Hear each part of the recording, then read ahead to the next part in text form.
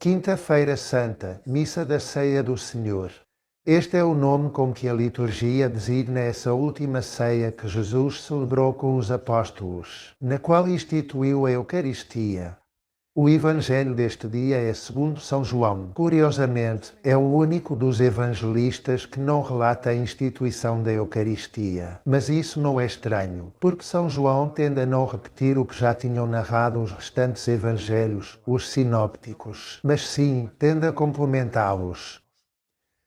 Se alguém quiser, no dia de hoje, escutar como foi o relato da instituição da Eucaristia, deve prestar atenção à segunda leitura, na qual São Paulo se dirige aos Coríntios e lhes diz como tinha recebido dos apóstolos esse relato, fielmente de como tinha acontecido a Eucaristia. E ele, com essa fidelidade, palavra por palavra, transmite-o agora aos Coríntios. Ouçamos o que diz São Paulo. Eu recebi uma tradição que procede do Senhor e que, por minha vez, vos transmiti.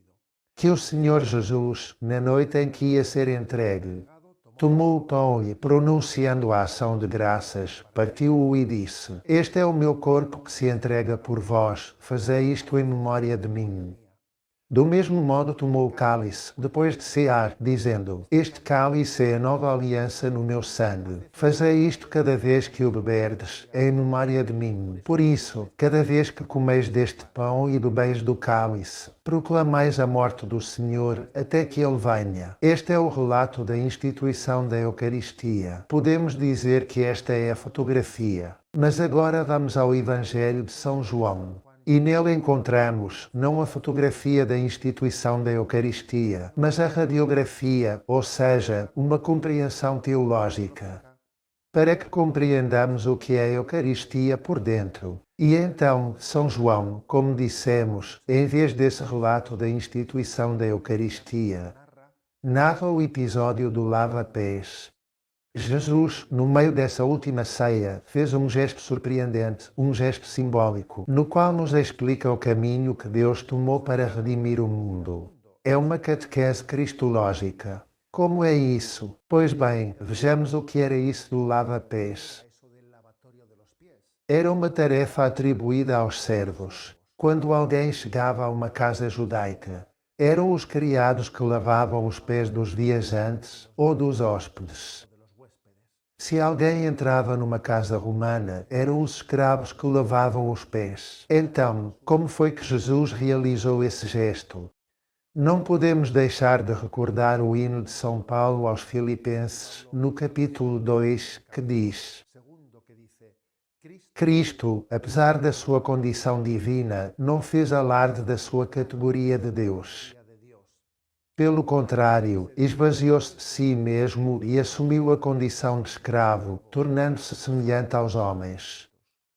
Jesus também se despoja da sua dignidade. Diz-se: tira o manto. E ajoelhou-se, fazendo esse trabalho próprio dos escravos. Despojou-se da sua dignidade e assumiu a condição de escravo, tornando-se semelhante aos homens. Ou seja, esse lava-pés é um gesto profético que nos oferece uma catequese cristológica. Jesus traz a salvação ao mundo pelo caminho oposto ao que Adão e Eva seguiram ao pecar. Eles introduziram o pecado no mundo pela soberba, com aquela pretensão de sereis como deuses. E, no entanto, a salvação do mundo vem pelo caminho da humildade.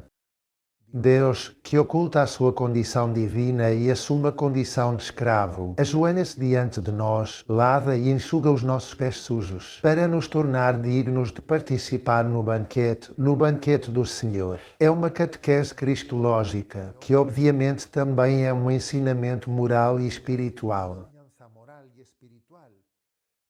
O amor de Jesus, o amor servil de Jesus, é o que nos resgata da nossa soberba e nos torna capazes de Deus. O amor servil, o serviço aos outros. Mas além disso, dando um passo a mais nessa radiografia, também descobrimos como Jesus ansiava, desejava essa íntima união conosco. A Eucaristia é o desejo profundo, íntimo de Jesus de unir-se a todos nós. Reparem como começa o relato de São João do Evangelho de hoje. Antes da festa da Páscoa, sabendo Jesus que tinha chegado a sua hora de passar deste mundo para o Pai, tendo amado os seus que estavam no mundo, amou-os até ao fim. Ou seja, com desejo ardente desejei comer esta Páscoa convosco. Jesus teve um grande desejo de que essa hora chegasse. Ansiava no seu íntimo este momento em que se ia entregar aos seus, sob a forma do pão e do vinho. O amor anseia pela união, deseja atrair todos os homens para si, comunicar-lhes o melhor. Jesus deseja-nos, espera por nós. Então, isto é uma declaração de amor. A radiografia da Eucaristia é uma declaração de amor. Com desejo ardente desejei este momento, de entrar no vosso interior, de ser eu o vosso alimento, de nos unirmos para sempre. Porque a Eucaristia é a união de Deus conosco, não é? Então, claro, surge uma pergunta. Obviamente, não é? Temos nós verdadeiro desejo de Deus? Esse é um desejo correspondido. Sentimos no nosso íntimo esse impulso de nos encontrarmos com Ele. Ansiamos pela sua proximidade, por sermos uma com Ele. Ou somos, antes, indiferentes, distraídos, ocupados com outras coisas. Às vezes distraímos-nos ou aborrecemos-nos na Eucaristia. Somos almas eucarísticas. A adoração eucarística é um bom termômetro desse anseio.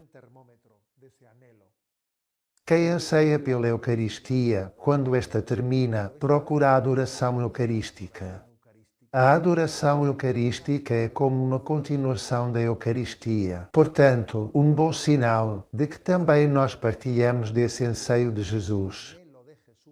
De unir-se conosco, dizemos que estamos a fazer uma radiografia do que é a Eucaristia, o anseio de Jesus de unir-se conosco. Se correspondemos a esse anseio, procuraremos a adoração eucarística.